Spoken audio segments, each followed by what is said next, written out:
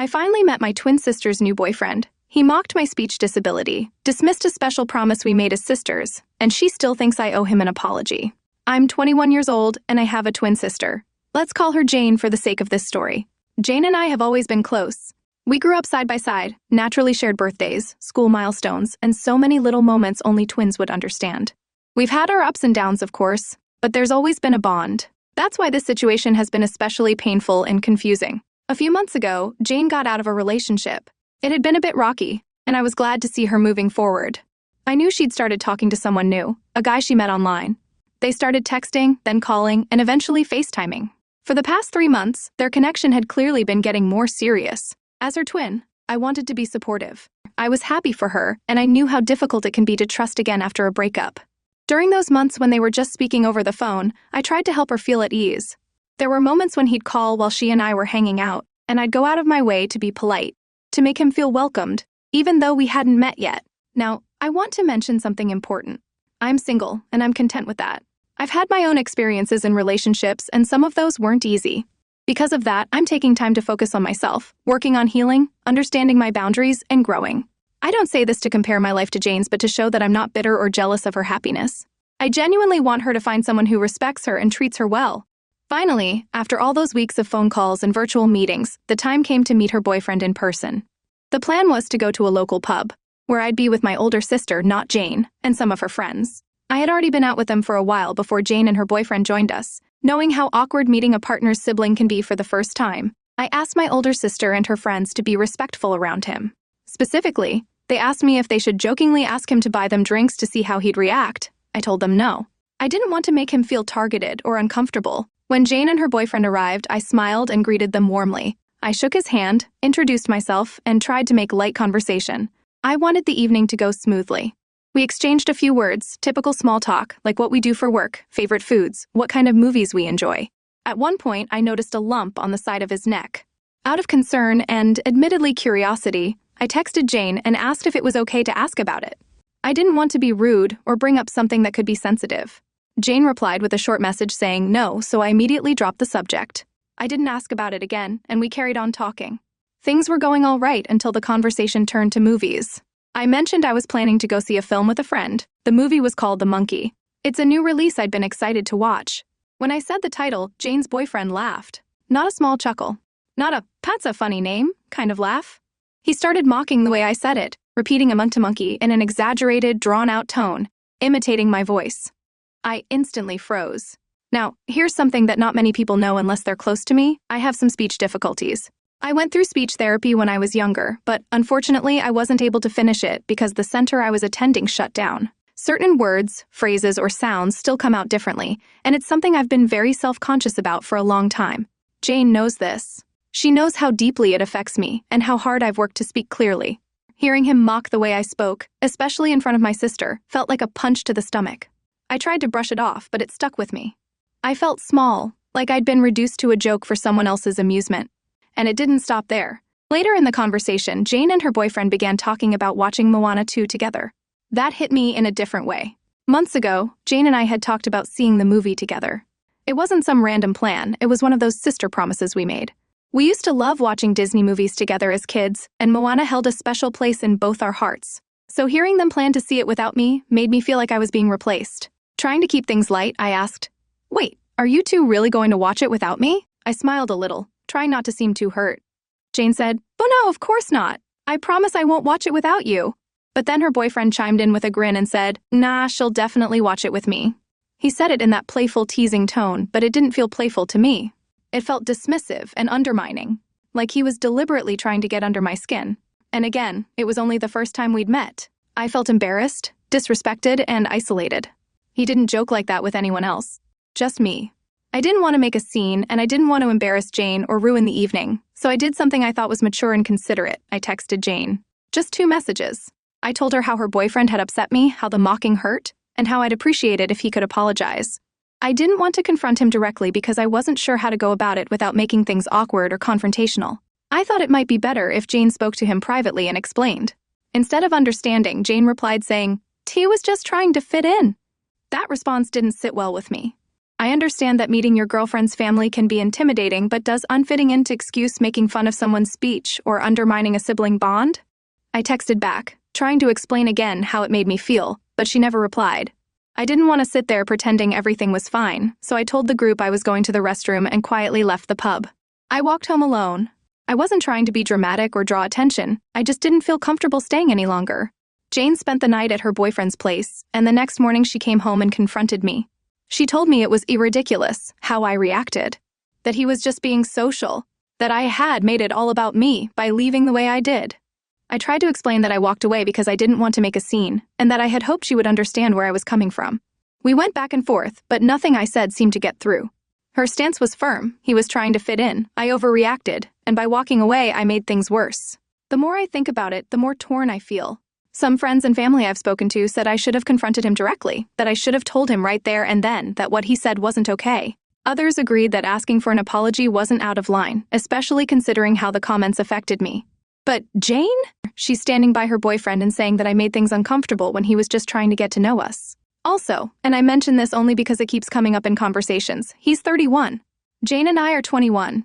I don't think age always matters in relationships, but there's a significant maturity gap there that makes me question some of his behavior. A 31-year-old teasing someone about their speech on a first meeting doesn't exactly scream emotional awareness to me. I'll also be honest about something else. I struggle with social cues sometimes. I have a learning disability, and I often find it difficult to read the room or know what's appropriate to say or ask. That's why I texted Jane privately about the lump rather than blurting something out. That's why I didn't confront him directly. I thought I was being respectful and cautious. But now I'm left wondering, was I wrong to ask for an apology? Am I being too sensitive? Should I have handled things differently? I don't want to hold a grudge, and I certainly don't want this to create distance between me and my sister. But I also don't want to be walked over or made to feel like my feelings don't matter. So, am I the a-hole? Story 2. I just got engaged in the most beautiful way, then my future mother-in-law announced it before we could, took the spotlight and made our joy about her, and now she wants us to apologize? My fiancé and I, both in our 20s, recently got engaged. I won't go into every detail, but just know that it was beautiful. He proposed on a quiet weekend getaway, in a place that meant something to both of us. It was thoughtful and simple and personal, just the way we wanted it. After I said yes, we spent the evening basking in the glow of our future together. We took a few pictures with our phones, just for us, while a photographer we'd hired captured the special moments more professionally. We were thrilled. We called our immediate families to share the news, parents, siblings, and planned to call close friends in the following hours. Everything felt perfect. Until it wasn't. Roughly 4 hours after we made those first calls, my fiancé's mother posted about our engagement on social media. Not just a short status update either. She uploaded 2 of the cell phone pictures we had taken and wrote a caption along the lines of, "So excited to finally become a mother-in-law." It was all over her page. Comments were pouring in. Notifications flying in from mutual friends congratulating us, tagging us, reposting her announcement. And we hadn't even said a word publicly yet. We were stunned. My heart sank when I saw the post. I looked at my fiancé, and I could tell by the expression on his face that he felt just as rattled as I did. This was our moment to share, our story to tell, and it felt like it had been taken out of our hands without our consent. Now, let me be clear, we were planning to share. We just hadn't gotten there yet. We were still in the process of telling our extended family and close friends personally. We also wanted to wait for the photographer's pictures before making a post. We had imagined sitting down together, writing a meaningful caption, uploading those perfect shots, and celebrating our love in a way that was special and reflective of us. But that moment got taken from us. My fiancé immediately felt that it was important to address the situation with his mother. He called her, calm but clearly distressed, and tried to explain why it hurt us. He told her we felt blindsided, and that it wasn't just about the post, but about what the moment represented. That we had expectations about how we'd share our joy, and that she had unintentionally stepped on that. The conversation was emotional. His mother didn't take it well. She seemed defensive right off the bat, saying things like, "And I didn't know, and I can't say anything other than, I'm sorry." The tone wasn't malicious, but it wasn't particularly understanding either. It felt like she was apologizing just to end the conversation, not because she truly saw our perspective. Eventually, she did take the post down. But there was no resolution, really. Just a sort of uncomfortable silence that followed. We tried to focus on the good. We got the photos back the next day, and after finishing up our calls and messages to friends and extended family, we finally shared the news ourselves. It felt a little delayed, a little dimmed, but we still felt proud. Proud of each other, proud of our love, proud of the new chapter we were starting. We posted our favorite picture and wrote something from the heart. Then, his mother reposted our announcement.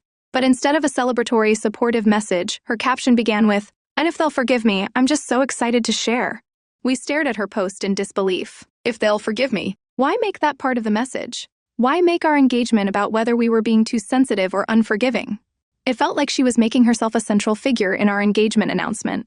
Like it was less about sharing joy and more about defending herself. Once again, we started getting messages. Friends asked, "What happened with his mom?" Family members who hadn't even known there was tension were now wondering what they had missed. It felt awkward. It felt messy. It felt like exactly what we didn't want around this moment. My fiancé called her again.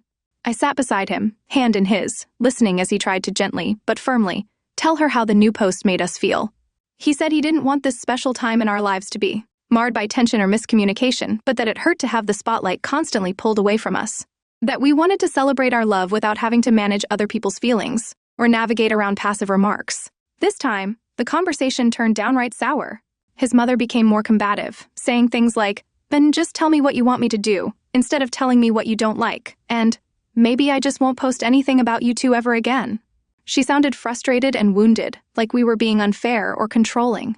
My fiancé reiterated that he wasn't trying to accuse or attack, just to communicate feelings. But it didn't seem to get through. Then his father joined the conversation. He stepped in to try and mediate, but instead of finding a middle ground, he seemed to take sides. He said something like, "Issy didn't mean any harm, she was just excited. You upset her more than you realize, and maybe you owe her an apology." That took us both aback. An apology? For expressing how we felt? For asking for a moment of peace during what's supposed to be one of the happiest times in our lives? My fiancé respectfully disagreed. He said he understood that his mother didn't mean to hurt us, but that didn't make our feelings invalid. He said he didn't believe he had overreacted or been cruel, just honest, and that standing up for our shared boundaries as a couple wasn't something to feel guilty about. The conversation ended on a sour note. Not yelling or insults, just a heavy silence, a sense that neither side felt heard or validated. His parents believed we were being too sensitive, too rigid. We felt like we were being asked to accommodate someone else's excitement at the expense of our own joy and agency. In the days that followed, we confided in close friends and family on both sides. Interestingly, the majority echoed our thoughts. That announcing someone else's engagement before the couple does is a boundary people generally understand not to cross. That saying, "If they'll forgive me," in a caption made the focus about her, not us. That my fiancé wasn't wrong to speak up and advocate for our right to control our own narrative. But there's still that lingering guilt. That nagging feeling, are we making too much of this? Are we being selfish? Is it unfair not to offer an apology when someone else clearly feels hurt, even if we didn't do anything wrong? That's why I'm here, asking for outside opinions. Are we the ones in the wrong for feeling the way we do? For choosing not to apologize? Because here's the thing, we do understand that his mother was excited. We're not trying to take that from her. We want our families to celebrate with us. We want our loved ones to feel involved and joyful. But we also believe that certain milestones should be led by the people living them. That respect and communication go both ways. We never yelled. We never accused. We never told her she was a bad person or a bad mother. We simply asked for space, to share our news ourselves, to protect the sacredness of our engagement, and to be able to reflect on it someday without resentment or regret. But even as I write this, I can't help but feel torn. Because family matters are rarely black and white. They're nuanced and complicated and full of emotion. And we know that moving forward, how we handle this will affect our relationships long-term. Weddings, holidays, future children, it's all connected. So we're trying to walk that tightrope, standing firm in our boundaries, but remaining kind. Being open to healing, but not at the cost of our self-respect.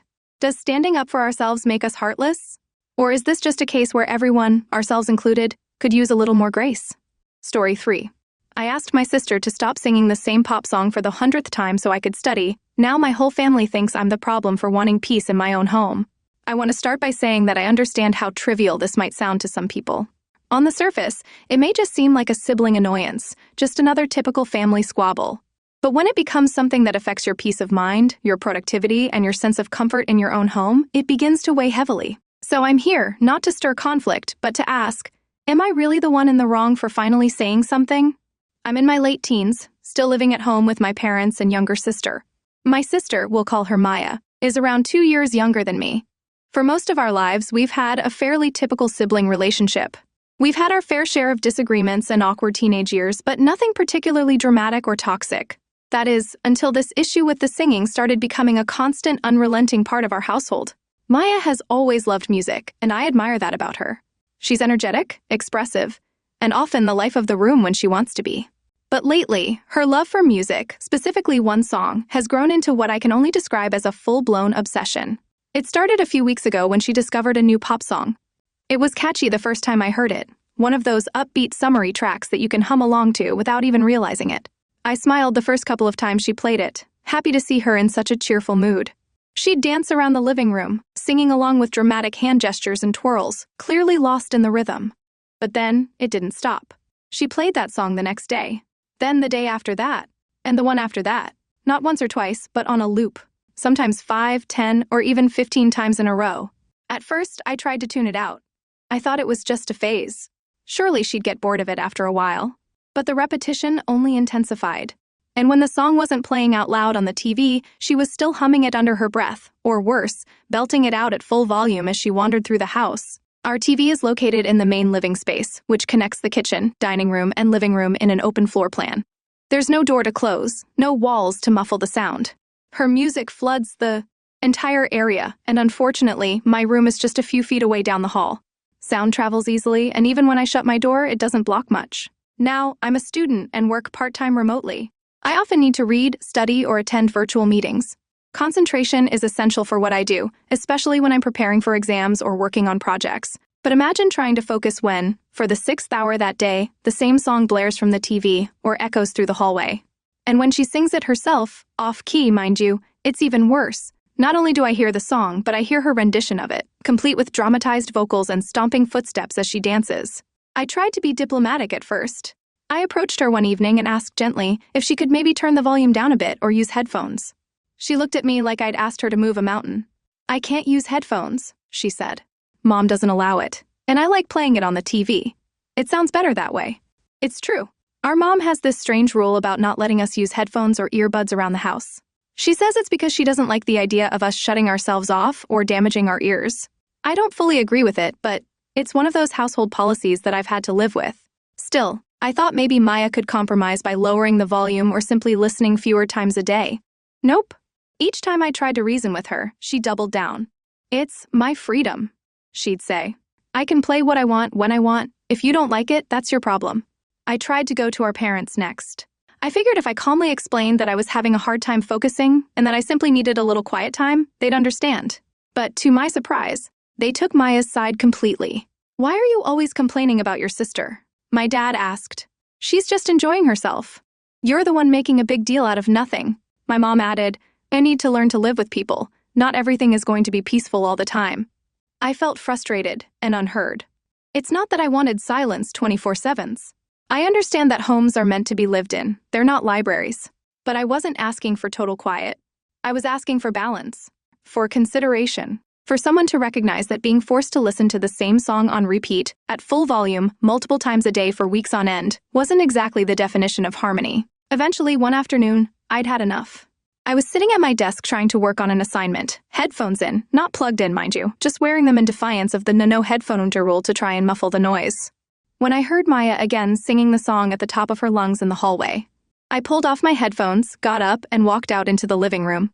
I looked at her and said firmly, "Maya, can you please stop singing for 5 minutes? I'm trying to concentrate, and it's impossible with all this noise."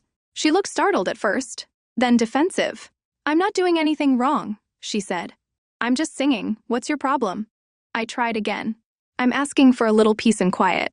Just a short break, please." "Well, maybe you should go to a library or something if you want silence," she shot back. That's when I raised my voice. Just a little. "This is my house, too. I deserve to have space to work without constant noise." My mom stepped in at that point and told me to calm down. "You're being dramatic," she said. "It's just a song." But it wasn't just a song. It was everything.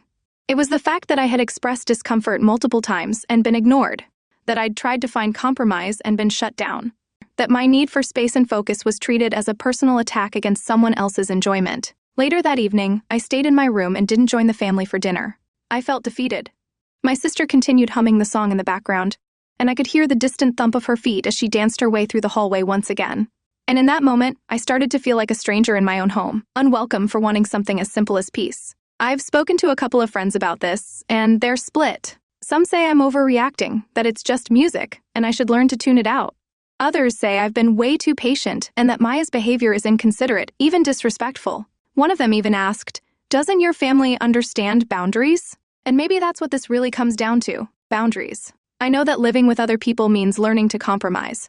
I know I'm not entitled to absolute silence or control over what others do, but I also believe that we all have a right to feel comfortable in our own homes, to be able to focus, and to have our needs considered, even if they seem minor compared to someone else's. It's not about hating music or not wanting my sister to be happy. It's about finding a middle ground where her joy doesn't come at the expense of my sanity. Am I the a-hole for asking my sister to stop singing?